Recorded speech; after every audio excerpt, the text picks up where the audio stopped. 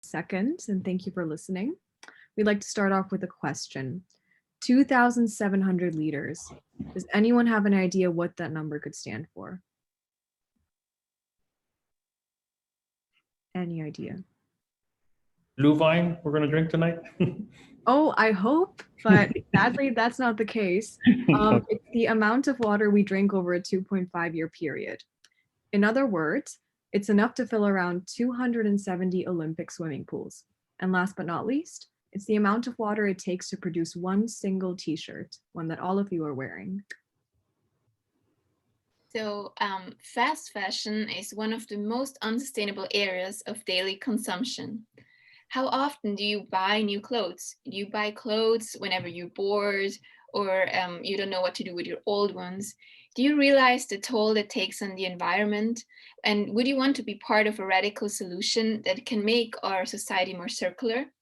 So fast fashion was also the first thing that came up when we headed out to the streets, interviewed people about our challenge, which was the following: how to change Zurich from a consumption-based city to a circular one. So we defined our main target group to be fashionable young people, like teens or people in their 20s, who have the desire to be on top of the current trends, always want to wear new clothes, and of course, who appreciate printed t-shirts.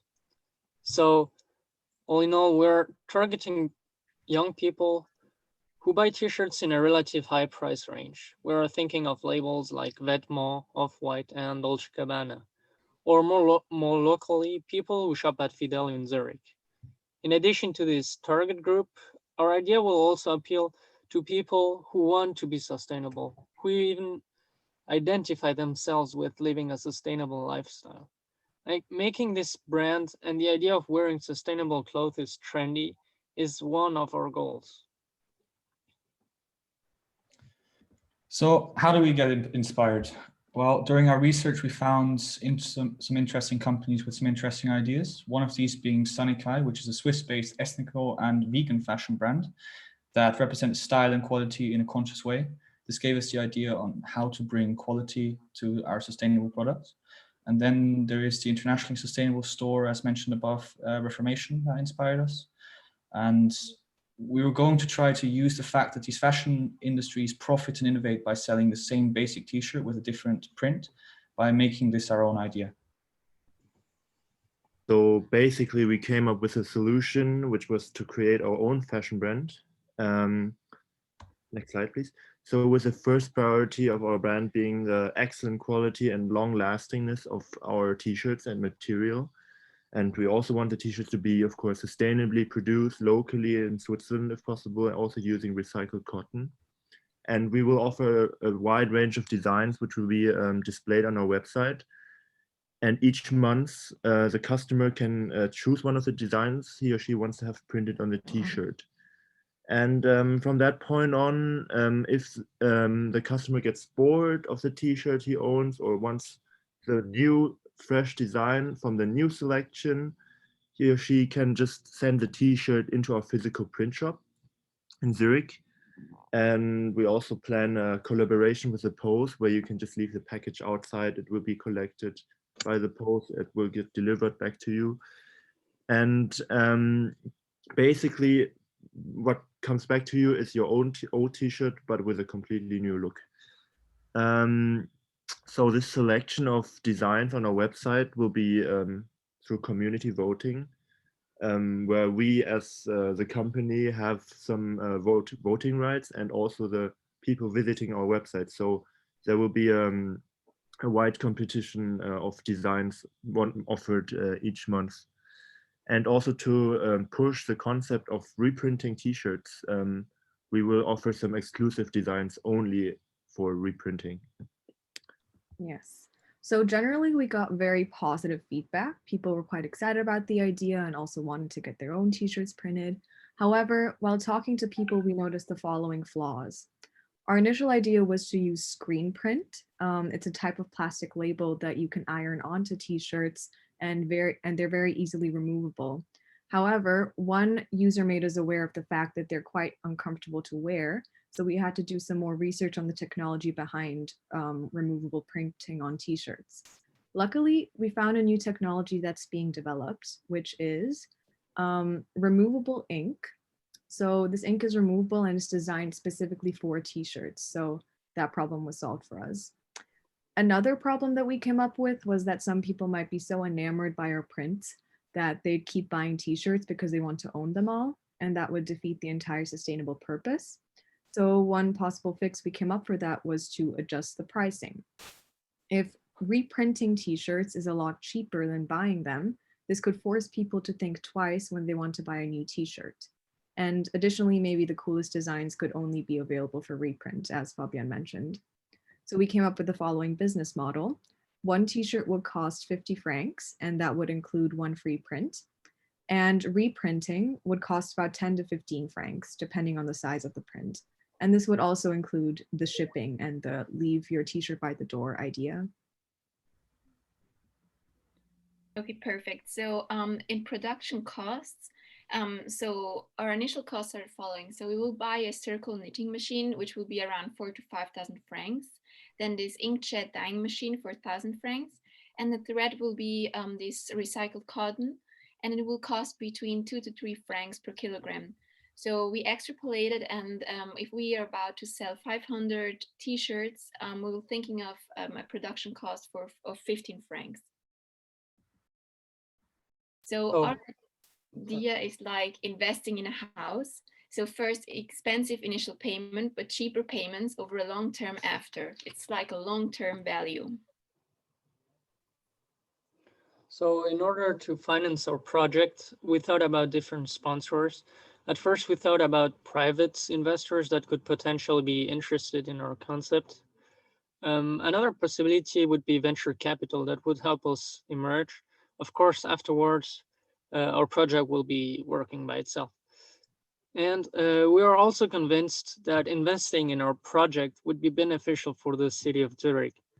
It would make Zurich look like a forward-thinking and modern city.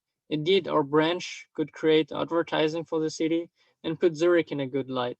We'd also love to put Zurich's artists to use in the designing of our prints. And of course, we'll also implement some Zurich-themed logos. Some further ideas we had for the future of our company came from talking to people, especially girls. We found out another reason people buy new clothes is because they like new styles, so new cuts and shapes. So besides reprinting on qualitative t-shirts, we want to have a service of restyling old clothes of people. For this, we would have approximately 5 styles, how it would be restyled available on our websites or in store, and the customer can select his or her preferred style. And besides this, we would also be offering to recycle your old clothes and to use the materials to create new clothes. This has been our presentation about our solution for making Zurich a more circular city. I hope you enjoyed our idea. Embrace the change. Help us to reduce the impact of fast fashion on our modern society. Thank you. Thanks a lot. Round of applause. Yay. It's a bit harder to do via Zoom, I know, but thanks a lot for sharing. So I would actually hand directly over to our round of experts. Any questions, clarifications you need, or any, comments or feedback? Yes, should I start? Sure. Good. Please. Okay. Yeah. So I start. Yeah, on a few levels, kind of holistic feedback. First of all, a great presentation. I really liked it. You had a good drive. You were structured, planned, good, icebreaker at the beginning. Yeah, underlining the relevancy of this topic, really good. As the presentation was really nice. Second, very good aspect was the focus on your user group. Especially when I compare it to the last time where you were very much broader and like with no clear focus, I guess. Maybe this solution could work for everyone or for no one. We weren't quite sure for who it should be working. This time you had a very clear focused group, and this is perfect. This is the right access to start such a project. Third positive award goes to the challenge itself, because I really think when we look at our consumption patterns, besides our food culture, the clothing industry is one of the most relevant that we have to change if we want to reduce our carbon emissions. So very great that you chose this topic. I like the idea. This is all realistic to me. I can really see what's the point, how you would reduce the resources we need for fashion. My only question is, if I look at your user group, these are, let's talk them like these are kids or young adults that spend a lot of money in clothing, right? They pay, you said, like around $400 for a new t-shirt or even more. So their need behind buying such expensive clothes is distinction. They want to be part of a group that is able to afford these expensive luxury goods. I'm quite sure that this is a central need for these guys in order to separate from the rest. You agree, I hope. So if we focus on this group, which is very, very important, I guess, my question would be, does this need of distinction, of being separate from the rest, from the poor rest, would this need be addressed through your solution? You came up with like prices from 50 and so on. You came up with like a participatory access, voting for new styles. I guess I would suggest that, and this is my only critique, that your solution does not fit these needs, like being part of something special, being able to afford something that came up from a very known, well-known designer, something that not a lot of people can afford, that a lot of people don't have access to. So this is my only question. Did you talk about the user group who wants distinction? And if yes, does your solution fit to this need? This is my only question I have. Thank you for your input. I completely understand your point. We're actually thinking we can price certain prints differently and more exclusively by pushing those prices up. On the other hand, making these t-shirts more attainable, it does mean for that specific, really exclusive user group that the product may not be as desirable. But there, I think from personal experience, the user group who is only interested in this kind of fashion, but doesn't actually want to spend this money is quite big as well. So for me, example, I can speak for myself. I sometimes look at those high fashion pieces and sometimes I make fun of them, the high prices, but I'm somehow interested. And if there are certain pieces which are more attainable in a price range, I for myself and some of the people I interviewed at least might consider buying those pieces as well.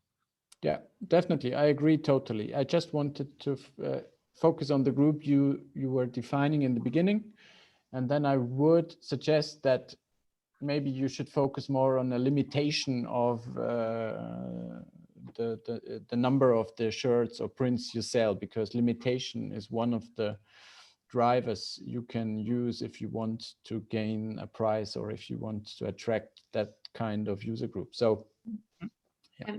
Just to add, yeah, briefly, we have to move. Maybe you can also, like, usually they also pay for the label, not only the design. So if you have a small label also on a t-shirt, of course you can have higher amounts of money earned, because I mean, most of the labels that we also show, they also have small prints of Dolce & Gabbana or whatever, and this already makes a difference. So yeah. And also collaborating with certain artists can create a certain desire for this special thing.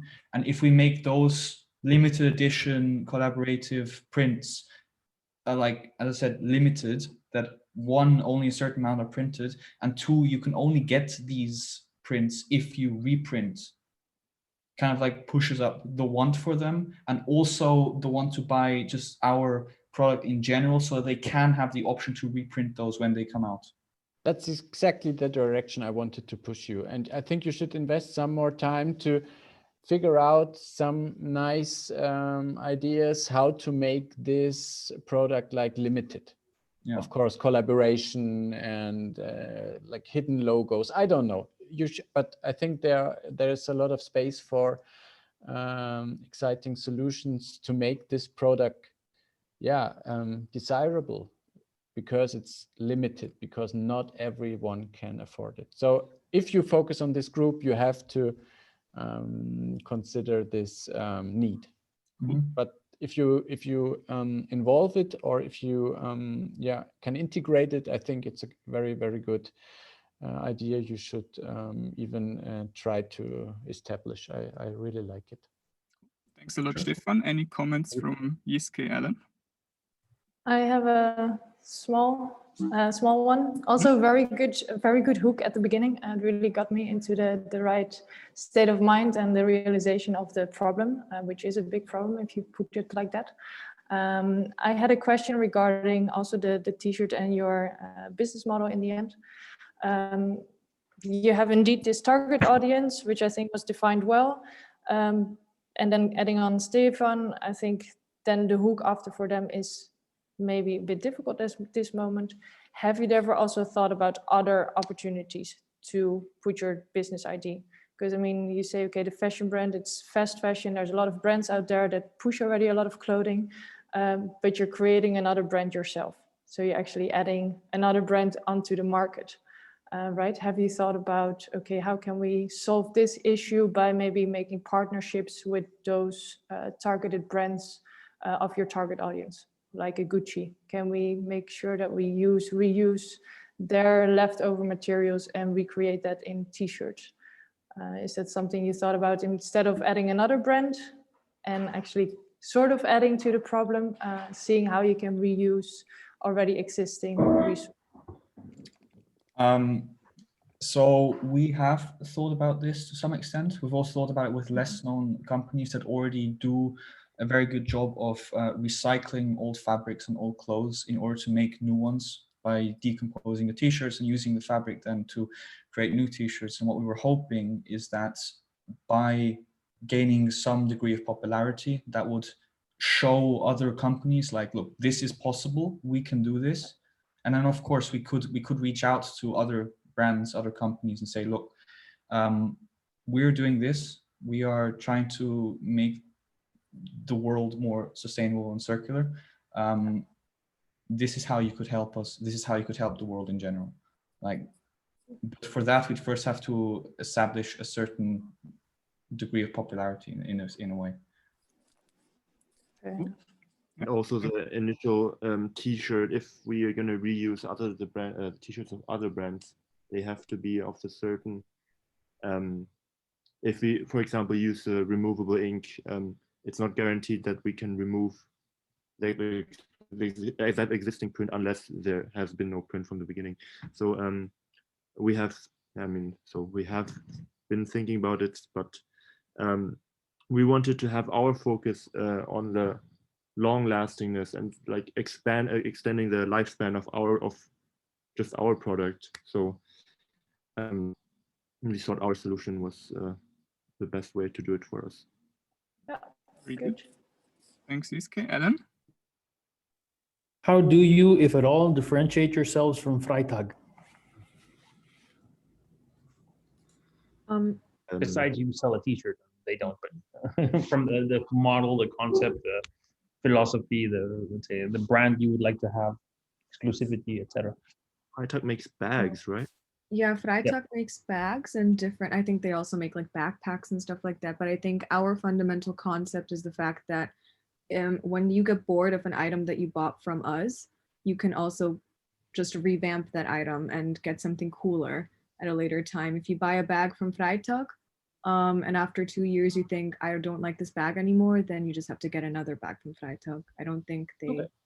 yeah. No, again, I wanted to, because again, the philosophy behind Freitag is very similar, basically. Yeah. So again, Once again, what I wanted to hear as an answer, actually, what you said, is it's essentially the business model. I would actually disagree that the concept is quite similar, because Freitag is using for the production recycled and trying to close this, be more circular. But us, we're trying to put more life into one product that already exists. So I think that's a fundamental difference there. No, true. I'm just the philosophy of the Freitag brothers is kind of circularity and a kind of less waste, etc. And they've built a brand that's well known around the world, and it has this kind of chic. It's also expensive as hell. Anyway, just again, it was the business model that I was looking for as an answer. So thanks. Maybe also to add, I mean, the way Freitag uses this, I don't even know, the material is this Lastwagen thing, and this is actually not from Switzerland. We are produced in Switzerland, so we have something that we do here, which is locally produced, and the other things comes probably from Poland or from China or whatever. They get it from all over Europe, and I was specifically thinking about their jeans. They have a special type of jeans where you can basically compost everything except the button. Look them up. I think it's kind of cool, and they use this with some plant-based something. Anyway, again, but the business model is what I find interesting, of how you could kind of recycle, upcycle, etc. So I think that's kind of cool. Thank you. Cool. Thanks a lot for that, Alan, as well. Thanks a lot for the presentation. Thanks a lot for the feedback. Great job. So round of applause again. So let's hand over to Team 3 to present their solution.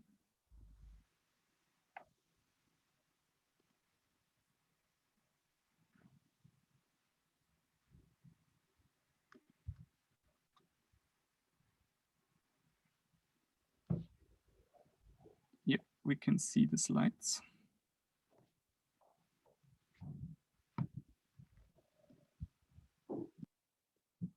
Ready when you are.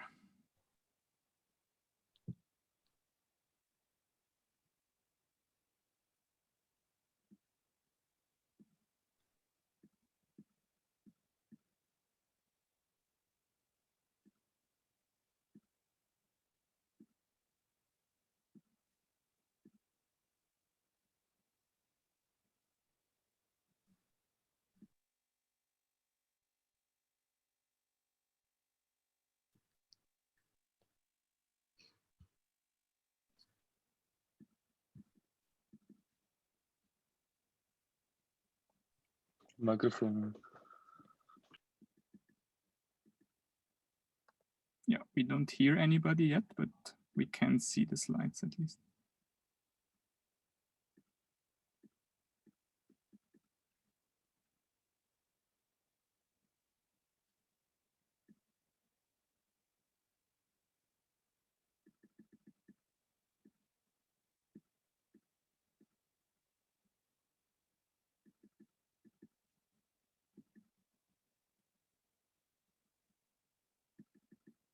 You just Can we help you? Can we help you? Yeah, exactly. Just let us know when we can support you.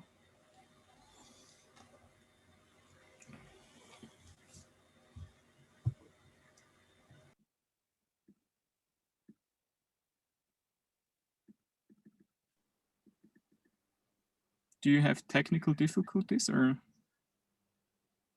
Yeah, I think. He said his microphone isn't working. Oh. Alessandro's microphone. Okay. Try to unmute again. Now say something.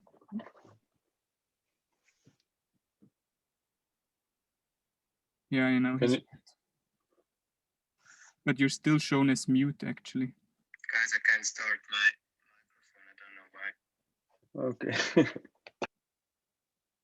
Good. So my suggestion would be then that we hand over to Team 1, and you have time in the meantime to kind of fix that and try to find a solution. Does that make sense? Sorry. Yeah, no worries. We're flexible as always, right? So are you ready, Team 1, to take over?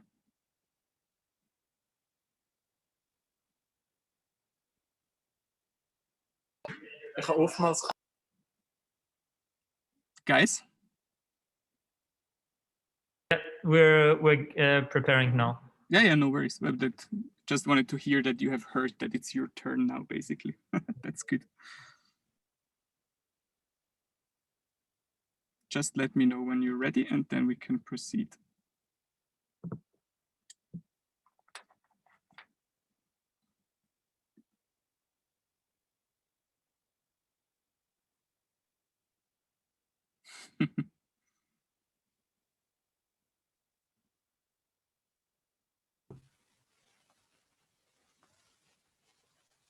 My audio works now. I really don't know where the problem was. Oh, no worries. We could just go with Team 1 now, and then you're last but not least. That's fine. Okay, sorry for that. No worries.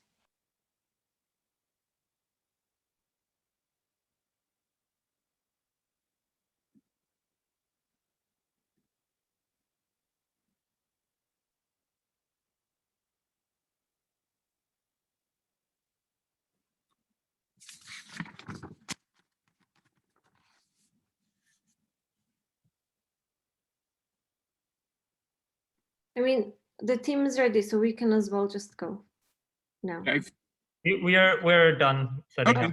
good. Thanks a lot. So Kai, let's go. Atsu.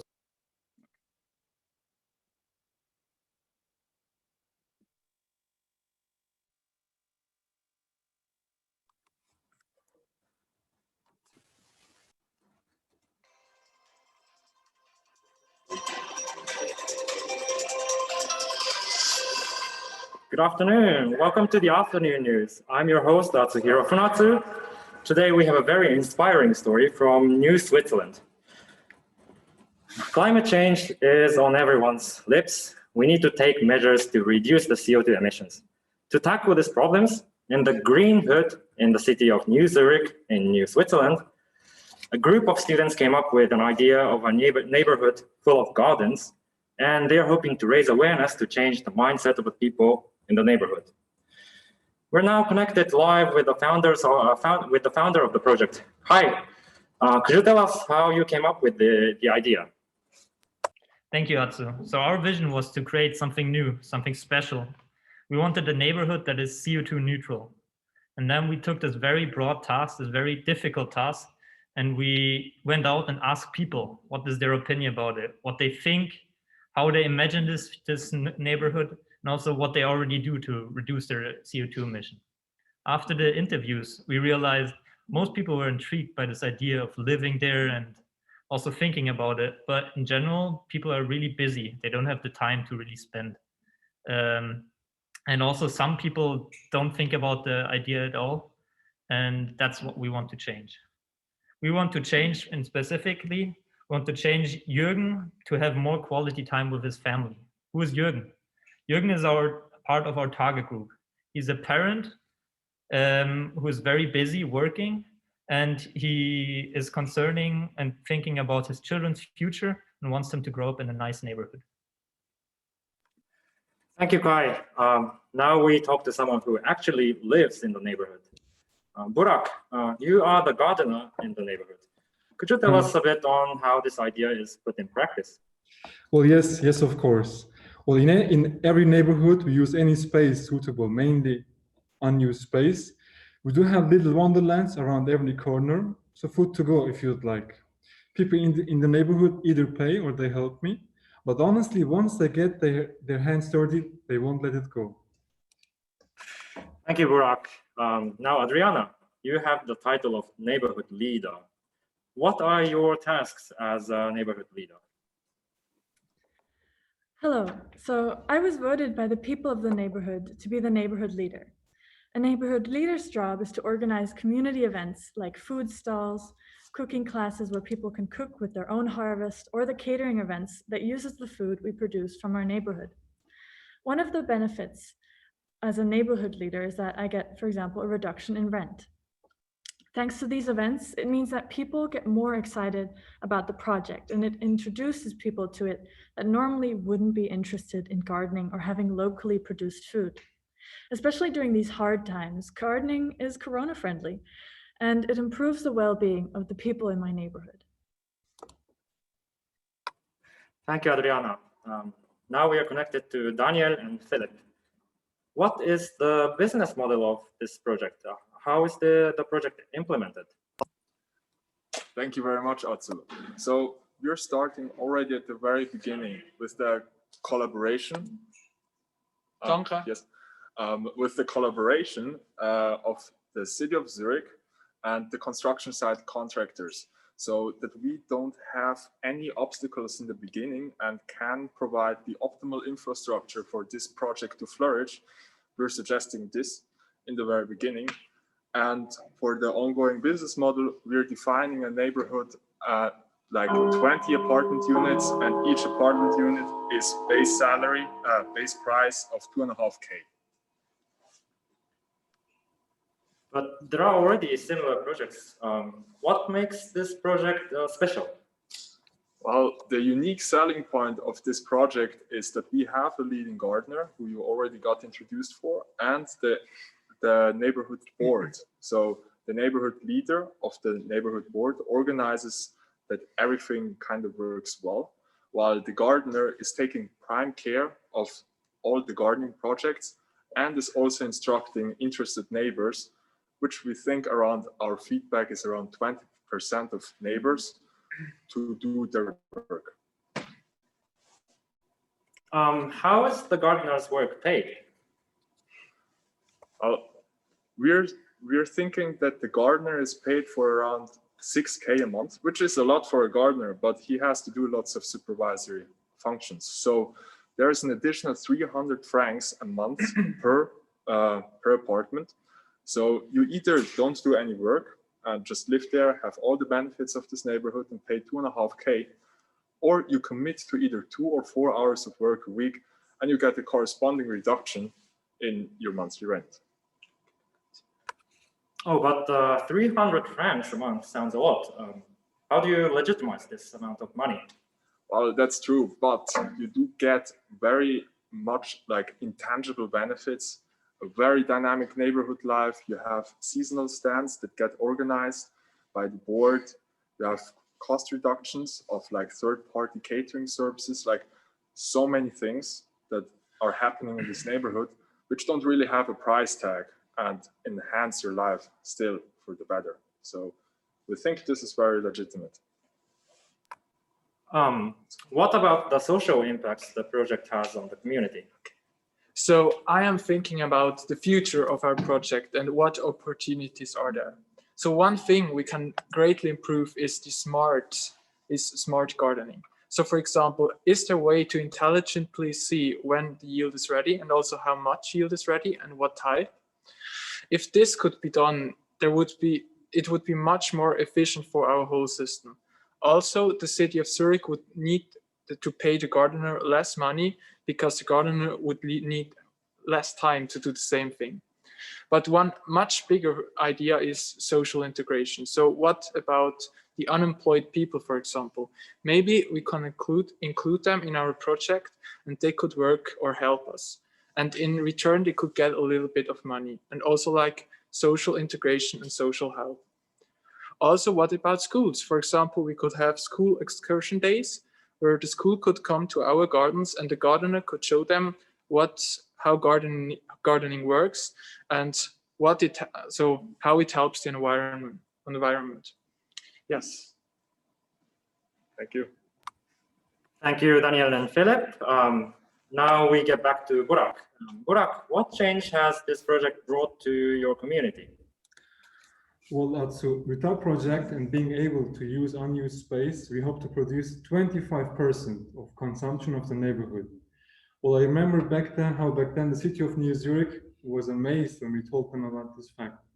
Well, we hope to increase our efficiency even more with experimenting with high-tech methods, but also being a field to experiment for innovations.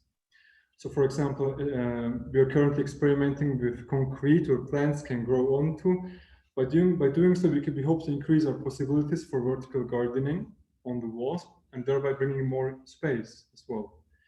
So we do plant the perfect plant in the perfect place for the perfect people. Let me tell you a short story. Last week, a kid asked me if ants will actually sleep. Well, this experience inspired me a lot. People get to connect with nature, and what people were seeking far away got closer to them. The more you know about nature and its beauties, the more you will care and the more you will respect it. Simple as that. We see our city as our garden. We harvest what we sow, literally. Thank you, Burak. Now, this was a very inspirational story from New Zurich. We hope to see a more climate-friendly city here in Zurich as well. Thank you for tuning in, and see you again tomorrow. Thanks a lot for the presentation. Interesting way of presenting it. Yeah, absolutely. So I would again hand over to Stefan first, I think. Yes, thank you very much. I also really like the presentation style. I would have liked you to tell me, like in the first minute, the 2 or 3 main aspects of your idea. For me, it took quite long till I understand what are the elements, and maybe for the next time you could consider naming the 3 USPs of your idea in the first minute. But that's just a small comment. I really like that your idea is connected to faces, to human faces. There's a gardener, there's a neighborhood manager or something like this. I really like the idea to make it more personal. What I was missing is how big is this project? If there are 2 guys, 1 gardener, 1 manager, how many flats, how many houses do you want to deliver this solution to? This would be one question. And the next one would be, because I was reminded of a project in Berlin where urban gardening was like scaled up to a few houses, and in the end some laboratories found out that the food of these gardens is so toxic, like no other food all over Germany, because all the emissions of the cars were directly put into the plants. So I think you should consider that this gardening inside of a city, yeah, should be connected to cleaner air, which means reducing emissions of combustion engines. So this is just a comment. Yeah, maybe these 2 questions: size of the project, and yeah, did you think about these toxic implications of gardening inside of a city? But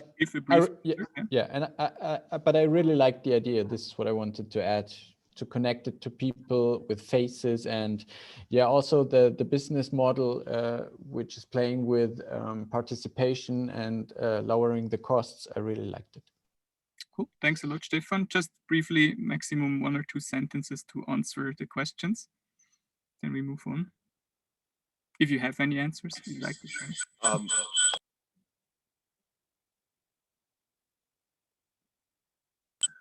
So to answer the first question, we were counting with 20 apartment units. Like the definition of the neighborhood would be 20 apartment units, and every apartment would cost 2.5K a month. So that's like the metrics we use to calculate also the other things. So yeah, 20 apartment units. And the other thing with the toxic waste wasn't really thought about. So that's a very interesting point. Thank you for that. Very good. Ellen, any other? Yeah, definitely. I can follow up. Urban farming it's been close to my heart. I did a project on it too a few years ago. So super nice presentation, and I think you almost touch upon every aspect. Also in the business model, you took in consideration the social, environmental, and economic aspects, and I think that is super good, and especially for urban farming, because there's a lot of problems. Okay, how are you actually going to finance this community project, which often is neglected, and then you have this open space and you forget about who's actually taking care. but you did that very well. I was kind of missing 2 points. On one hand, you mentioned the pricing of 300 Swiss franc a month as subscription based. I kind of felt lost. You said you did a calculation, but did you actually test this with some of the neighborhood people, the Jürgen, I think that was the persona, that you actually ask him how much is he or she willing to pay as a household, because 300 is a lot. You put some benefits, but I'm not sure if you actually tested the willingness to pay. And another one is kind of the next steps. So you said, okay, you will collaborate with the city and construction sites, but do they actually have space? Have you talked or thought about, okay, let's go now and sit with the city, and which spaces can we actually devote to these urban gardens? Are there already spaces that the city knows about? Okay, these are not used or don't have any plan in the next 5 years. So those are the 2 things that came up with me. But other than that, I'd say very well done. Cool, thanks a lot. Any very, very quick answers to the questions before we move to Ellen? If you have any. You go for it. So when we came up with the idea, we were also thinking of the future and maybe Zurich going more into the direction of being a car-free zone as also an idea, and that would make more space free to be able to create gardens on the empty streets now, basically, or using walls and unused spaces like rooftops as well. And so that was our thought. But yeah, definitely depending on what kind of neighborhood, you might have more or less space. And that also means that less percentage or more percentage of your normal consumption is grown by this harvest. Cool.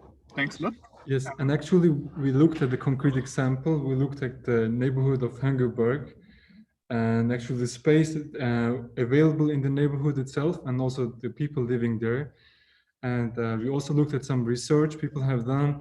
Sometimes some of them were old, some of them were new, but we also looked at people who are actually doing it in real life, who are trying to sustain themselves with food they grow themselves.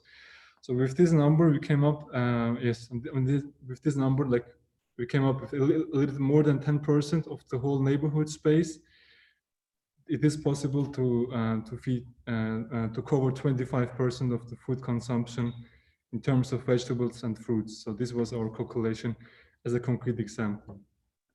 Cool, good, thanks a lot. Ellen, any additions? I think everything has been said. Love the presentation. Like how you use the life gave you lemons. You made a cool lemonade presentation. So I think that was great.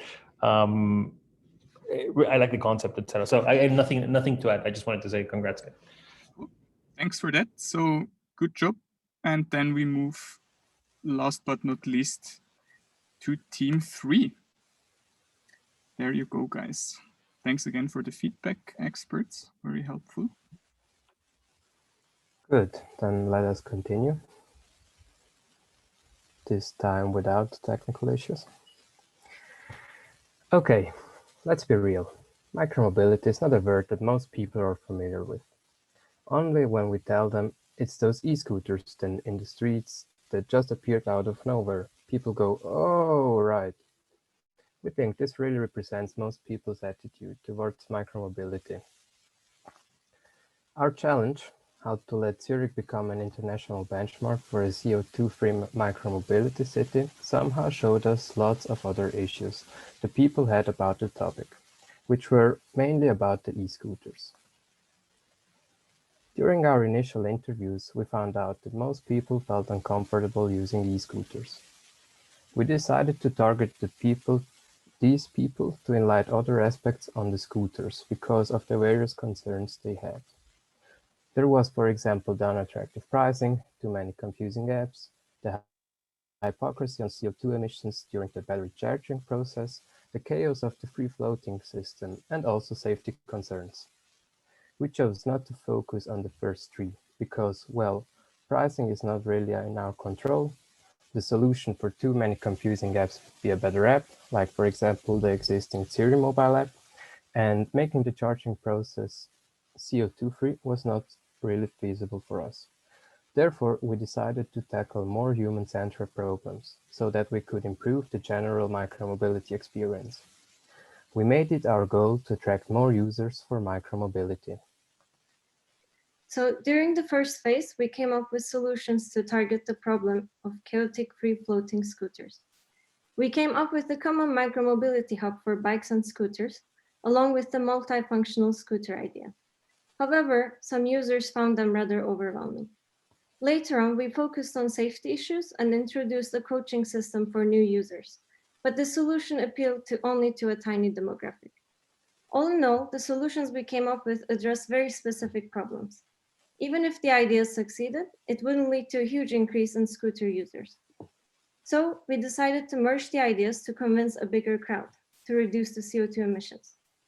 We wanted a scooter that people liked and was safe, which facilitated the user experience by giving clear instructions. Inspired by feedback, we came up with a scooter with one amazing function that will improve the entire micromobility experience. Introducing a virtual micromobility assistant, scooters can now talk to you, answer your questions on the go, and make sure you're as safe as you can be. To give you a better overview of the functions, we made a video.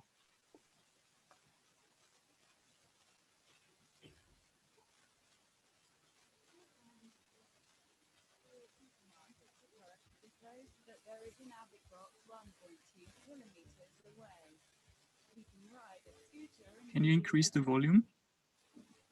Would you like to go there with this scooter? To accelerate your scooter, simply press the go button. Easy.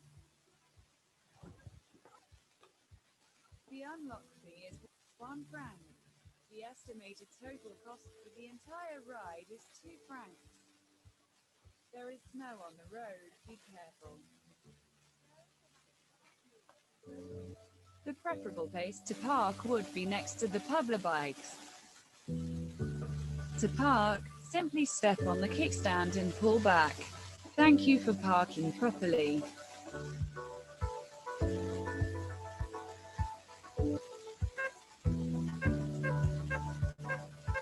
Now please turn left. Hey, but Scooter, what is this building behind you? This is the HIL building of ETH Hongerberg. Get up. Help me, please.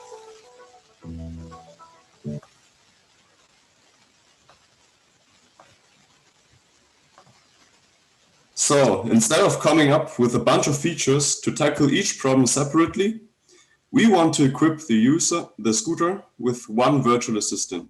Okay, so just one device that can answer all scooter-related questions that inexperienced users can have. So simplicity is really the keyword here. Exactly, but not just that. This virtual assistant plans routes based on your desired destination. It aims to incorporate micromobility into your trips to optimize your journey and also achieve intermodality. During the ride, it gives you directions by showing it on your phone, and thanks to an infrared sensor, it notifies you of potentially dangerous situations, such as nearby obstacles to prevent accidents, as we have seen in the video. It is the help we as micromobility users all need. Having such an assistant also humanizes the micromobility experience. Lighthearted interactions like these make enforcing regulations a lot easier. The scooter kindly suggests people to park properly and asks for help when it has fallen. This helps to maintain a cleaner looking city for everyone. What else is really amazing is that although the concept of having a virtual assistant for scooters is new, it relies on pre-existing technologies that people are already pretty familiar with, such as Siri, Alexa, and Google Maps. This makes VM8, Virtual Micromobility Assistant, incredibly intuitive to use and also avoids the scenario where people are skeptical about new technology. So we hope that this short presentation has helped you to understand our idea and the process that has brought us so far. A voice assistant can support the user and the user experience in a very important way. With our solution, not only vehicles will have a voice, but also the city itself. Our voice assistant can give touristic or historical information about a different part of the city, but also about specific buildings. It is possible to imagine collaboration, for example, with a tourist organization, but also for local people, maybe. Shops, transport company, and the city itself could prepare useful information to be used in different contexts. Collaborating with all these stakeholders can make it possible to collect and offer enough data and information, making VMA really useful. We imagine that maybe scooter company could install their own virtual assistant directly or collaborate with big company like Amazon or Google. This big corporation could provide the VMA for free, making their own data available. For example, if you think Google Maps has a lot of good information, and gaining also new data about scooter and using. Having an object that not only tells you where you need to go, but also take you there safely and explain you where you are, we believe can really increase people's willingness to use micromobility and indirectly making an important contribution to reducing carbon emission. So soon, if a friend of you mentioned micromobility and you've forgotten what we said today, just say, hey, Scooter, what is micromobility? We believe that the answer could be something like this.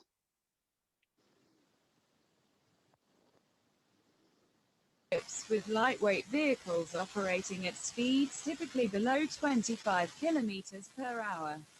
Just try me to really understand it.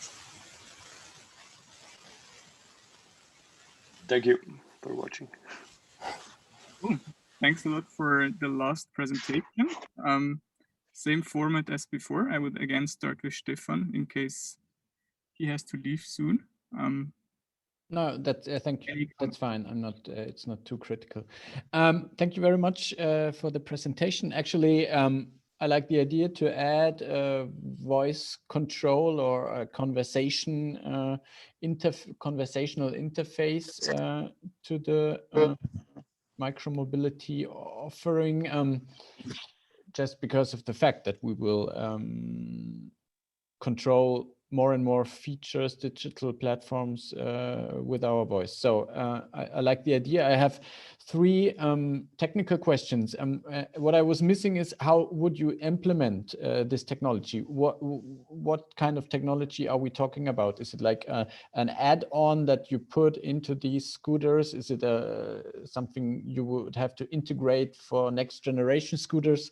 I would be interested in how you would actually bring it to the physical world.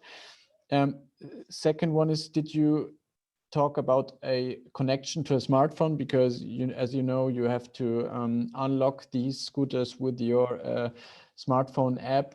It could be possible to connect it directly via Bluetooth, that you maybe use your headphones from your smartphone to get the answers from this virtual assistant. And I was thinking of these old Harley-Davidson moments, Goldwing moments, where you were driving on a highway and you have these big speakers where you listen to good old country music. So I was wondering if you couldn't build in some high quality speakers so that I can listen to great sound while I am riding down the golden streets of Zurich. Cool. Any answers from the team side? Yeah, maybe about the technical future. If we think maybe at Alexa is like a so big object, and that you can put easily on the things to drive off the scooter, and as already as a speaker. And about the connection with the phone, yes, we thought about this. For example, yes, if you connect to the scooter, you can have like the screen of the voice on your scooter. And we also thought you can maybe connect your earpods to hear better. But sure, the speaker will be good enough to hear in the traffic. Is understandable, this answer? Yeah. Also, maybe to add, the next step would surely be to have a scooter like that and try to implement it as good as we can. So like building physical prototypes. It sounds like a good plan. Yeah. Any other comments, Iske, Ellen? Ellen, you want to go first this time? Yeah, no, I really liked how you kind of made more of what we have. I think there's a lot of untapped potential there. Ever since we saw the midterm presentation, that we everything you could do with the scooters and like new ideas. I think that's kind of cool, and I like the fact of seeing how you took that from one end to the other. So I think that's nice work. Again, this is about concepts, so I think the concept is nice, and you've tested that concept, as Stefan mentions, and how could what will be the steps going forward? Maybe that's something that kind of under your report for you guys to think about. Okay, we would follow step 1, step 2, step 3 in a certain timeline based on certain things. That we might see this, as Stefan says, rolling through the cities of Zurich. But no, cool job. I like it. Thanks, guys. Cool. Iske, anything to add? Yes, very, very nice presentation, I have to say, because I really like the journey you kind of shared with us. So how you iterated, how you really took in consideration everything you heard from your interviews. I think that really resulted in the kind of the solution you made at the end, which in my opinion is very simple and user-friendly. And I think that's one of the most important things of this idea, that it is very nicely built, as Alan said as well, already on existing technologies and existing ideas.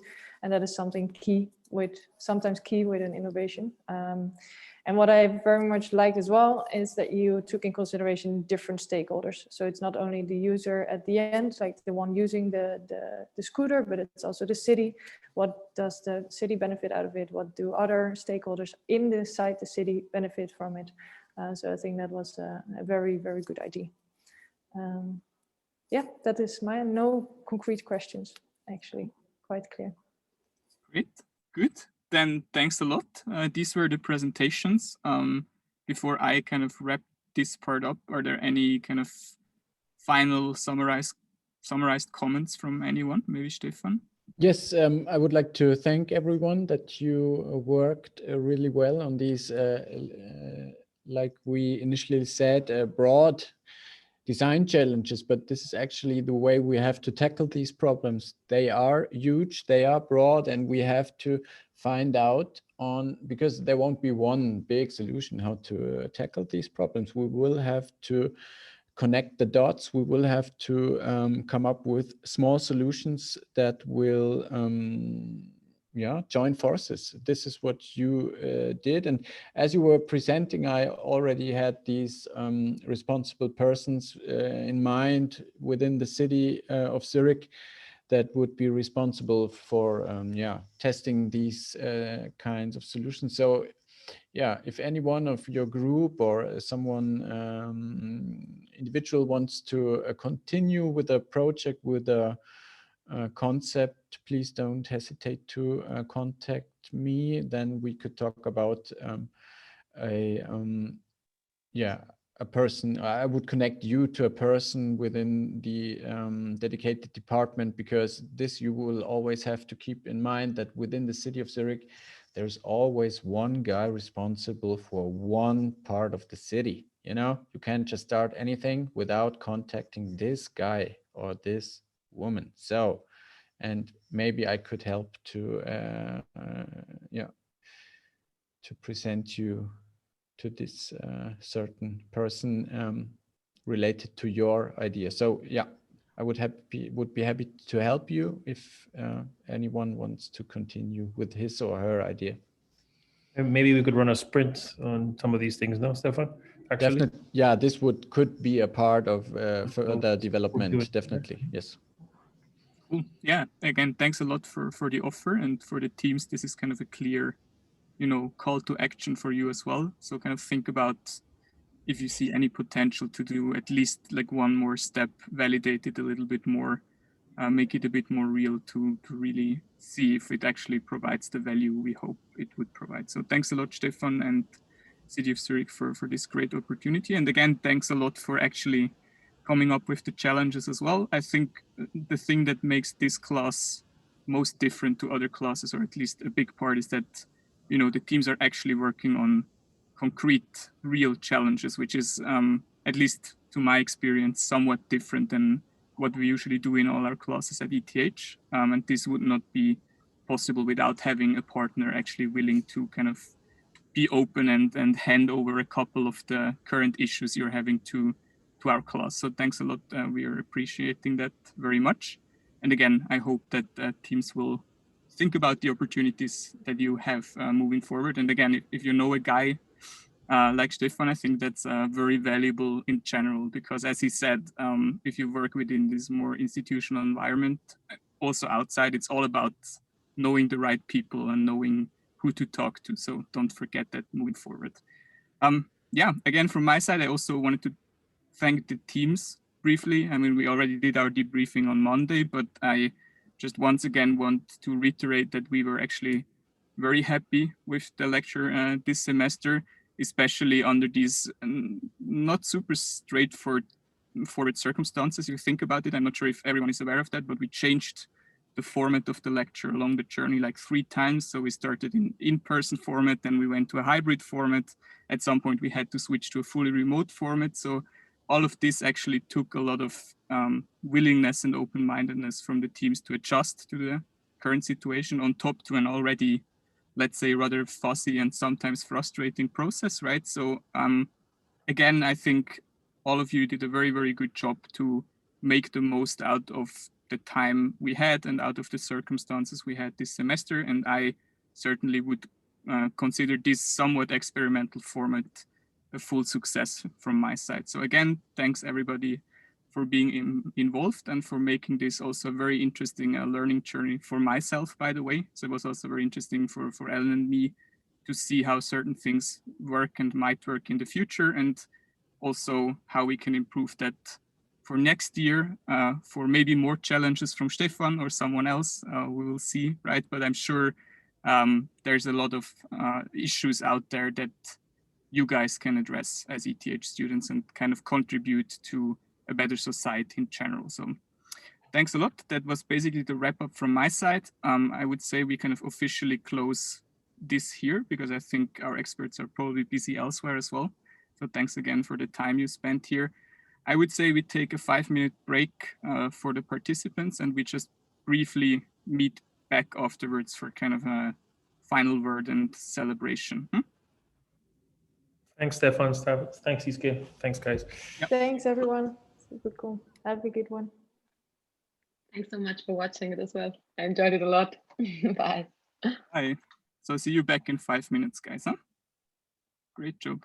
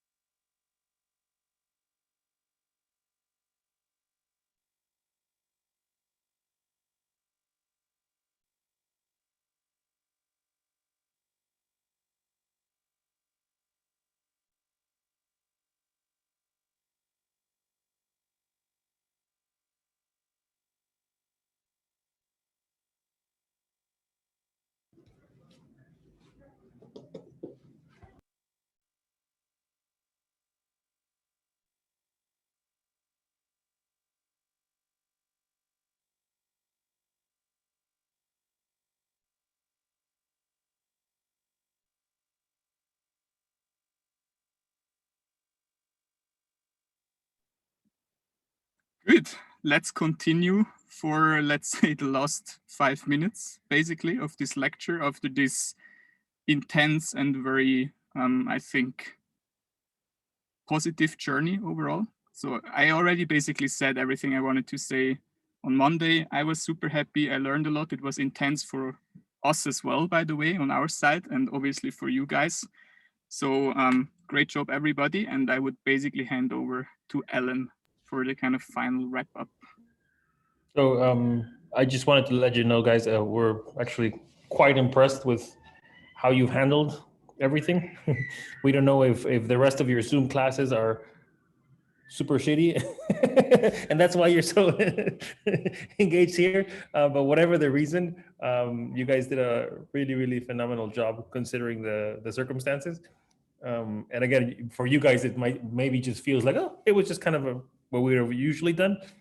But we've basically had this type of course with, I could easily say, more than 1,000 students, and never under these constraints, of course. And we were really, really cool with what you guys worked on and came up with. There's always, always, always things we could do better. There's always ways we could improve. I wish we could have got more chance to kind of improve on like interview skills, different things that we could have done in person, which would have been kind of easier, and wish we could have basically got to know each other better. Not just in your sub teams, but everybody together. And that's kind of something super cool about this type of course, which of course is harder to deliver on. But all in all, we're super, super positive of everything. Thanks for those of you who put in the course evaluation. That was also super nice. I very much kind of appreciate that. And if we were to ask you for one last favor, if you can do a little video feedback, I'm sure our marketing people would be very happy. So you know, we're going to have a coaching, the next semester we're going to have a coaching program. You might have seen it around.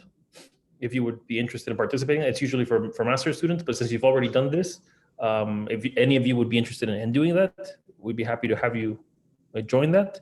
And actually in the summer, we're going to have this as a block course, basically from Sunday to Saturday. So the length. And we would ask the people who are coaching next semester would help us do this hopefully in person and as big as possible. So we're aiming for more than 100 people. So kind of it should be a fun event. If you guys are interested in joining, we'd love to have you there. Again, this was a pilot. This is a prototype. We've learned a lot from it. We hope you did too. Anything that comes to mind, please let us know. And again, we've done these things in different formats, different ways, but this has definitely been very educational for us as well. So thank you for your patience. Thank you for your kindness. And thank you for very much kind of taking part in this experiment. We're super impressed with everything you guys came up with. So